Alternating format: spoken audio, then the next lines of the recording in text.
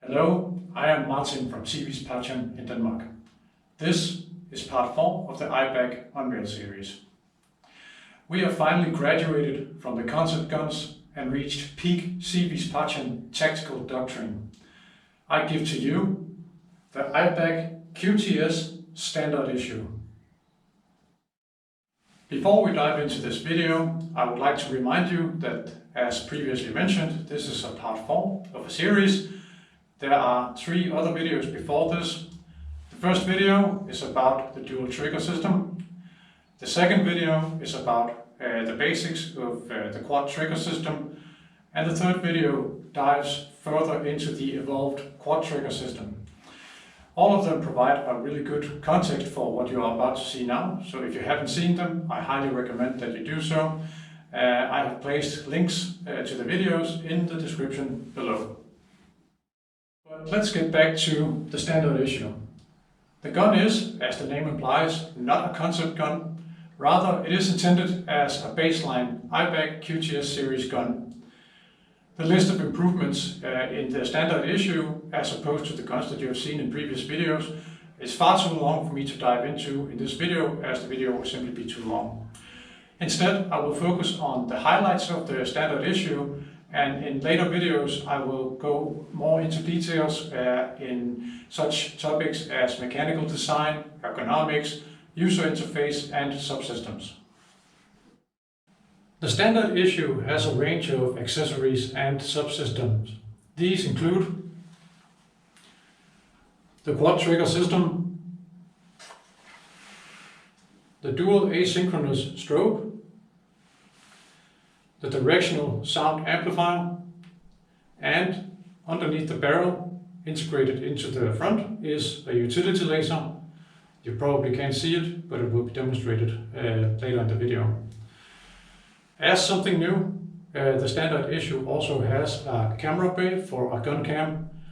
At the time of making this video, a proper module had not been found, as it needs to have a very short boot up time and a narrow field of view, but it's being worked on so that it can be demonstrated later. However, the physical space is allocated in the mechanical design, and the controls have been implemented into the software already. The features and accessories on the standard issue, impressive and revolutionary as they are not the main focus. Instead, the challenge is, how do you implement these accessories into the control user phase? In other words, how do you control it? Regular guns, as you know, have fire selectors.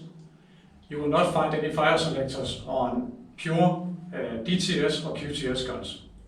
Instead, on the IBaC platform, you control the accessories by putting the gun into gun states. Let me explain. The standard issue has 3 distinct gun states that it can be in. It can be in scout mode, which is the default mode that the gun boots up in. It can be in combat mode, and it can be in combat mode plus. But how do we control these things? Well, let's quickly go over the slide, shall we? The gun states are controlled by the secondary trigger bank. If you single-click trigger number 4, you bring the gun into combat mode, disabling the safety. Double-click and you bring the gun into combat mode plus, also disabling the safety. And long-click trigger number 4 and you toggle the utility laser. Single-click trigger number 3 and you bring the gun into scout mode and disable the safe. Double-click trigger number 3 and you toggle the Directional Sound Amplifier. And finally, long-click trigger number 3 and you bring the gun into safe, and the gun tells you that it goes into safe by flashing the dual tactical lights twice. In the primary trigger bank, trigger number 1 fires the gun, trigger number 2 toggles the tactical flashlight in the mode that is dictated by the gun state. In scout mode, pulling the trigger will fire 1 semi-automatic shot. Pulling trigger number 2 will enable the tactical flashlights in persistent mode. In combat mode, trigger number 1 still produces a semi-automatic shot. However, now the integrated tracer is on and the dual tactical lights operate in dual asynchronous strobe mode. For combat mode plus, You still have the dual asynchronous strobe mode on the tactical flashlights. The tracer is still on. However, when you pull the trigger, the gun fires in burst pulse mode, as you have seen in previous videos, and which I will demonstrate again in later in this video. When the gun is in safe mode, the gun state is preserved, meaning that, for example, the tactical flashlight will still behave as in combat mode, even with the safe on, and you can also still control the directional sound amp and toggle the utility laser manually. As you can see, having a unified controller working through QTS, it's possible to control not only the gun, but also a multitude of accessories.